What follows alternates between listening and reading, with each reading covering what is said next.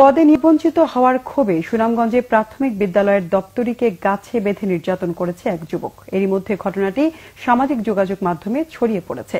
সুনামগঞ্জ থানার ওসি কাজী মুক্তাদির হোসেন জানান, উপজেলার মুক্তাখাই প্রাথমিক বিদ্যালয়ে গেল রবিবার সকালে এই ঘটনা ঘটে। ঘটনার পরদিন অভিযুক্ত শাহনুর মিয়ার বিরুদ্ধে দক্ষিণ সুনামগঞ্জ থানায় মামলা করেছেন নির্যাতনের শিকার দপ্তরি তোফায়েল আহমদ।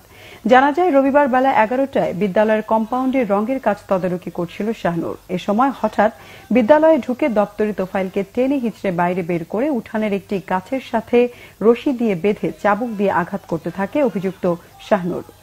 উল্লেখ্য, 2014 সালে মুক্তাখাই সরকারি প্রাথমিক বিদ্যালয়ের দপ্তরি পদে নিয়োগ পান তোফায়েল আহমেদ। একই পদপ্রত্যাশী শাহনুর মিয়ার চাকরি না হওয়ায় সে সময় থেকে তোফায়েলের প্রতি ক্ষুব্ধ ছিলেন। নানাভাবে হয়রানির চেষ্টা করে আসছিলেন নিয়োগপ্রাপ্ত দপ্তরিকে।